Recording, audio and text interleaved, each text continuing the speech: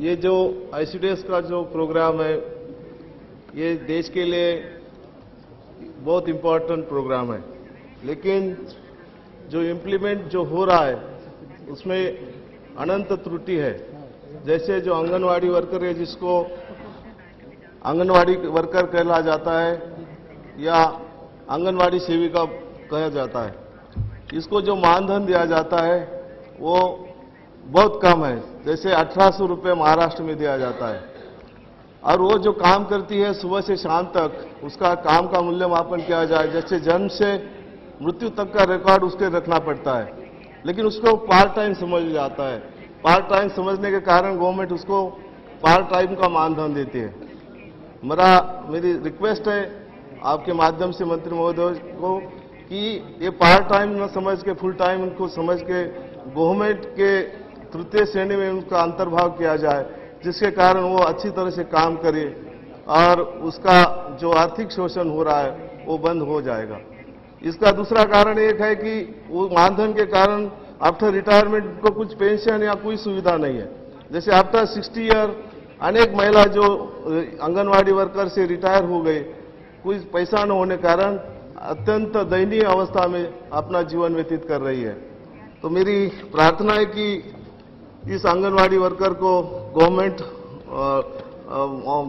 में ट्रीट किया जाए, कि जिसके कारण उसका ये कार्यक्रम इम्प्लीमेंट करने में सहयोग अच्छी तरह रहेगा।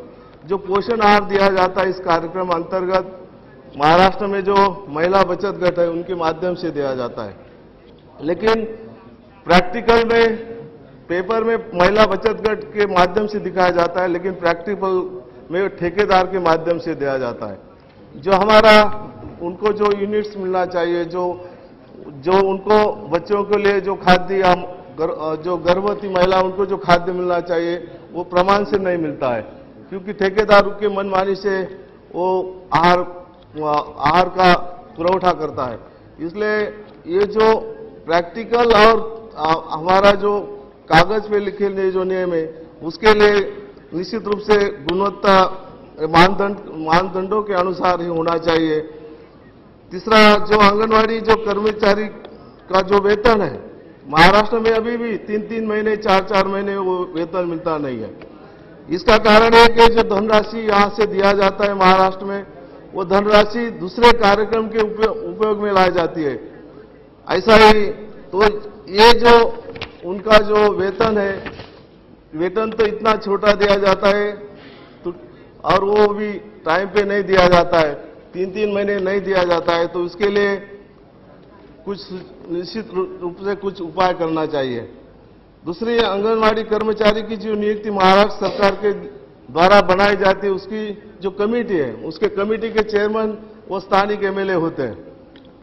मेरी विनती है मंत्री महोदय से आपके माध्यम से कि ये धनराशि सेंट्रल गवर्नमेंट की है और केंद्र द्वारा ही उपलब्ध कराई जाती है। इसकी कमेटी का चेयरमैन स्थानिक सांसद होना चाहिए, जिसके कारण सांसद को भी पता चले कि या वहां की जो अपॉइंटमेंट है पूरी ध्यान से उसके लिए उनका भी सहयोग मिलेगा।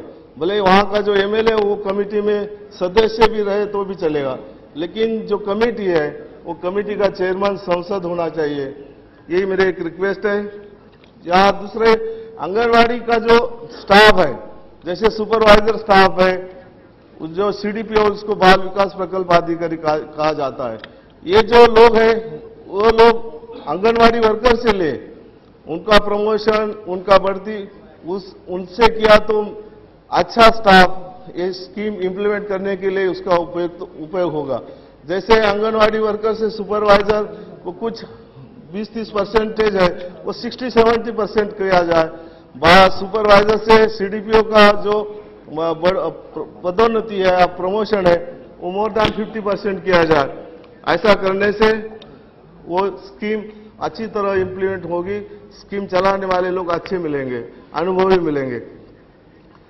दूसरी, इसमें जो महिला संगठन के लिए जो गांव-गांव में ग्राम भवन, महिला भवन होना चाहिए, उसके लिए निधि राशि गांव-गांव को दी तो अच्छी तरह से, जैसे हर गांव में महिलाओं के लिए बैठने की एक जगह होगी, विचार आदान प्रदान करने की एक सुविधा उसमें प्राप्त होगी। आंगनवाड़ी कई बहुत सदस्यों ने माननीय बताया है कि बहुत जगह ऐसे है ट्राइबल एरिया में कि अभी भी आंगनवाड़ी धूप छांव में बैठती है। कोई जगह ऐसे नहीं कि वहां इमारत की सुविधा नहीं है। टॉप प्रायोरिटी से ये आंगनवाड़ी को इमारत देने की सुविधा की जाए और ये पूर्ति, क्योंकि वहां बहुत छोटे छोटे बच्चे सभी होते हैं कि जिनको ये सुविधा निश्चित रूप से पहली उपलब्ध होनी चाहिए। दूसरी, गांव-गांव में हर एक महिला ऐसी दिखती है कि जिनको वृद्ध काल में कुछ मदद की जरूरत होती है, लेकिन अपनी हर योजना बीपीएल कार्ड से जुड़ी जाती है। जिसके पास बीपीएल कार्ड है उसको घर मिलेगा, जिसको बीपीएल कार्ड है उसको पेंशन मिलेगी। लेकिन आपने जो बीपीएल के जो मापदंड है वो इतने गलत है, जो उसकी चर्चा बहुत बार ये सदन में हो चुकी है, कि जिसके कारण तो मेरा एक सुझाव है कि जो ऐसी महिला है गांव-गांव में, उनके लिए जो गांव की जो ग्राम सभा होती है उसको अधिकार दिया जाए कि ऐसी महिलाओं के लिए पेंशन योजना हो, घरकुल योजना हो, किसमें भी वो ऐसी महिलाओं को वो लाभ मिले और उसका अधिकार ग्राम सभा को दिया जाए। दूसरा,